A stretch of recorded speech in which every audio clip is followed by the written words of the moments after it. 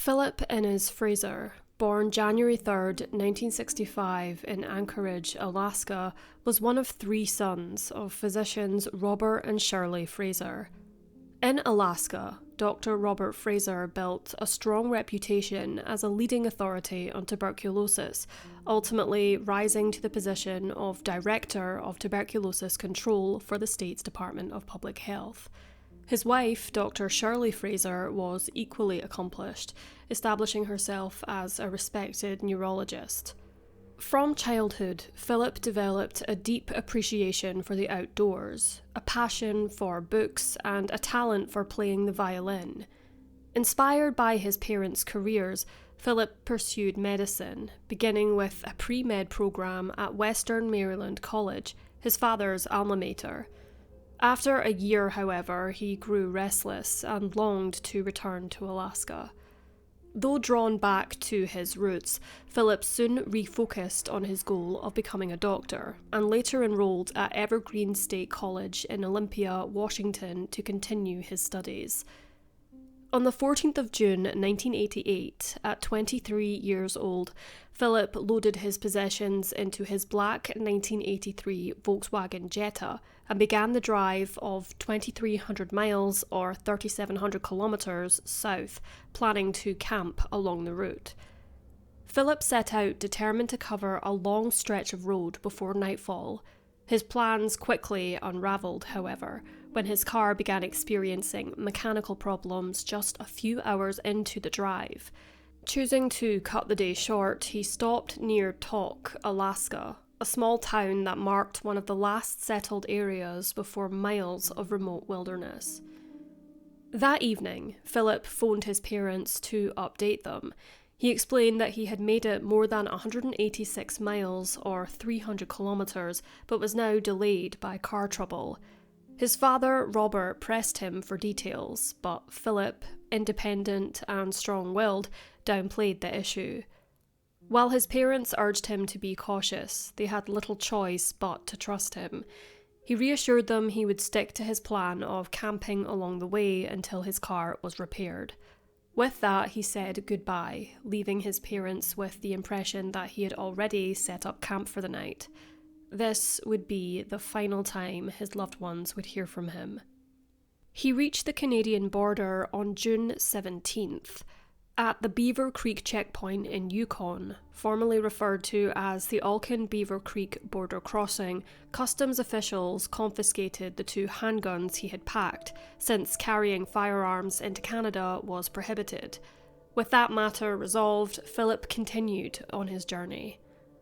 On the 18th of June, the day after Philip reached the border crossing, a hitchhiker was dropped off at the 40 Mile Flat Cafe, a roadside stop run by Gay Frockledge and her daughter Tina, roughly 600 miles or 965 kilometers from the border.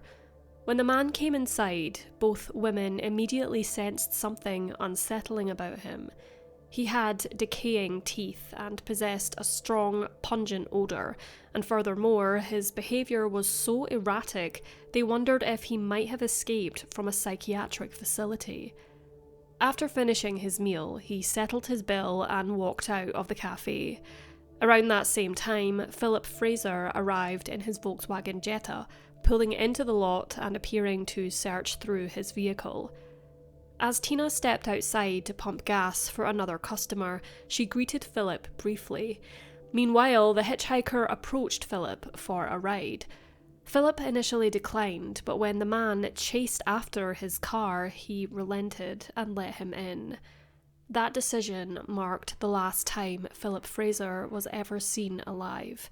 Chillingly, Tina had a premonition, remarking to her mother, quote, "He's going to live to regret this day he picked this man up." Disturbing news surfaced the following day, on June 19th. A car was discovered burnt out at a car wash in Prince George, British Columbia. Corporal Craig Gates of the Prince George Royal Canadian Mounted Police commented that the vehicle had been completely gutted before being set ablaze, with all forms of identification missing, including the license plates. The following day, the car was identified successfully through the VIN number and confirmed to have been Philip's Volkswagen Jetta. Philip's father, Robert, stated to Unsolved Mysteries after hearing the news, quote, "I was sure that there had been foul play, but I kept hoping, thinking of all sorts of alternatives, like maybe he decided he wanted to ditch his car and be on his own. Intellectually, I knew that was wrong because he really loved his car." Police traced Philip's movements to the Beaver Creek checkpoint in Yukon, where he handed over his handguns. However, that left the following 2 days unaccounted for. The RCMP subsequently appealed to the public for help. Leads began pouring in, with reports coming from multiple areas along Philip's likely route. Some originated in Yukon's Upper Liard region, while others came from around Dease Lake in British Columbia. Since these locations aligned with the path Philip would have taken on his way towards Seattle, investigators pursued each tip carefully. Their efforts paid off when they confirmed that Philip had indeed spent the early hours of June 18th at a campsite near Dease Lake, just 1 day before his burnt-out car was discovered. Additional reports surfaced suggesting Philip had been spotted at a campground in Dawson Creek, British Columbia, about 4.5 hours northeast of Prince George, heading towards Alberta. These accounts sparked hope within his family, fueling speculation that he might have ditched his car in Prince George and continued his journey by other means, possibly by securing another vehicle or hitchhiking east. In response, the Royal Canadian Mounted Police placed notices about Philip in local newspapers, specifically under the Tourism Alerts section, in the hopes that he might come across one and reach out to his family. However, nothing came of their efforts. On July 27, 1988, tourists pulled into a gravel turnout along Highway 37A, also known as the Glacier Highway, roughly 30 miles east of Stewart, British Columbia, near the southern tip of the Alaskan Panhandle. As they exited their vehicle, one man walked his dog, which led him into a dense thicket of shrubs. There, the body of a young man was discovered, lying face down and bearing multiple gunshot wounds. The tourists immediately drove to Stewart, about 29 miles away, and alerted authorities, who already suspected the identity of the remains. 2 days later, on July 29, 1988, the body was positively identified as Philip Fraser through dental records provided by Alaskan officials. The cause of death was determined to be multiple handgun gunshot wounds, though the police have kept many specifics, such as the exact location of the wounds and whether the site of the body was the actual crime scene, confidential. Investigators did confirm, however, that based on the body's state of decomposition, Philip had likely been killed around the time of his disappearance. This timeline aligned with the discovery of his burnt-out car in Prince George, hundreds of miles away from where his body was eventually found. After receiving information from Gay and Tina Frockledge at the 40 Miles Flat Cafe, the RCMP placed their focus on the mysterious, unidentified male hitchhiker. Throughout the investigation, multiple witnesses came forward with accounts of the enigmatic hitchhiker connected to Philip Fraser's case. Consistently, they described him in unsettling detail. A white male in his early to mid-20s, roughly 5'9" tall and weighing around 225 pounds, with brown hair, brown eyes, a prominent beer belly, bad teeth, and a strong body odour. He appeared unkempt, often sporting stubble, walked with a waddle, and some believed he might have had a mental disability. Witnesses also noted his habitual nail-biting and constant smoking of American cigarettes, which he held between his fingers in a distinctive manner. Despite the many features recalled, no one could confirm whether he was Canadian or American. Several witnesses recounted the man sharing personal details, though police suspected they were fabrications or possibly stories lifted from Philip himself. On separate occasions, he claimed to be visiting relatives in Tok, Alaska, to work at a fish processing plant there, and even to be a medical student from Toronto hitchhiking home after a wedding in Whitehorse, Yukon. While some of these claims might have been true, authorities considered them highly improbable. Few witnesses reported seeing him in Philip's car. Most said he was alone, driving by himself. Only Gay and Tina Frockledge recalled seeing him interact with Philip at the cafe near 40 Mile Flat. By the time police began tracking this man more seriously, he had seemingly vanished without a trace. Authorities widened their search from roadside restaurants and gas stations to rest stops, campgrounds, and parks, yet he remained elusive. It would take nearly 2 months towards the end of the summer before investigators were able to gather more concrete information about this mysterious figure. Roughly 8 hours after the cafe encounter, and about 200 miles or 321 kilometres farther south, Eddie and Pauline Olsen of Kitwanga, Canada, stopped to assist a motorist stranded on the roadside. Eddie noticed how tense and uneasy the young man seemed. Wanting to help, he offered him a place to sleep in their basement for the night. By morning, the traveller told the Olsens that he said his parents were doctors in Anchorage, and he claimed he was on his way to the US to attend college and study medicine. He stated that he needed to start classes in Seattle the next day, June 20th, 1988, and wanted to hit the road early. Despite the urgency, he made an unexpected offer. He proposed selling them his black 1983 Volkswagen Jetta, which appeared to be in decent condition. Eddie Olsen went outside to inspect the car and found it mostly sound, aside from minor mechanical and cosmetic issues that could easily be repaired. Eddie expressed interest in the vehicle, but explained that any sale would have to wait until Monday, when the banks were open and the transaction could be properly recorded through customs. The young man was frustrated by the delay and insisted that the deal happen immediately.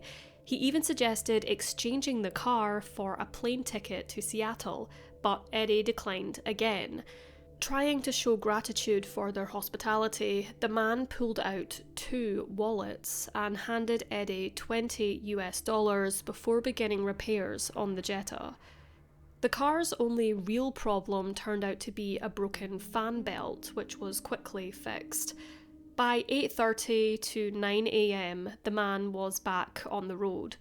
Approximately 12 hours later, Philip Fraser's charred Volkswagen Jetta was discovered, roughly 300 miles or 482 kilometres from the Olsens' home. It wasn't until months later that Eddie learned of Philip Fraser's death. Seeing a composite sketch of the suspected killer at a local gas station, he recognised the man who had stayed with them and immediately contacted authorities to share his account. The Olsens became the last known witnesses to encounter the individual believed to have killed Philip Fraser, who had been driving his car and seemingly posing as him. This brief encounter provided police with crucial insight into the timeline, suggesting that Philip had likely been murdered within hours of meeting the mysterious hitchhiker. Over the following months, the Royal Canadian Mounted Police pursued leads relentlessly, receiving more than 500 tips by the end of the first year. In October 1988, they conducted searches through garbage dumps around Prince George, British Columbia, hoping to recover Philip Fraser's missing belongings. Among the items they sought were a stereo, tapes with handwritten labels, a passport, luggage, camping gear, and clothing, items likely discarded by the killer before setting Philip's Volkswagen ablaze at the local car wash. Philip's credit cards, checkbook, passport, and birth certificate remain missing. Philip's story resurfaced briefly in 1992 when Unsolved Mysteries aired a segment covering his disappearance and murder, nearly 4 years after his death. Filmed on location in Alaska and British Columbia, the segment recreated key moments of the case and remains one of the show's eeriest episodes, leaving a lasting impression on viewers. In more recent years, online theorists have suggested a connection between Philip's murder and Michael McGray, a Canadian serial killer who targeted hitchhikers throughout the 1980s and 1990s, including male victims, something less typical for killers of opportunity. McGray was arrested in 1998 and later convicted of nearly half a dozen murders spanning much of Canada from 1984 to 1998.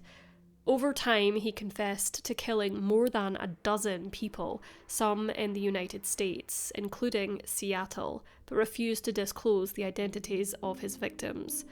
Despite McGray fitting the general profile of Philip's killer, including physical appearance, police do not believe he was responsible.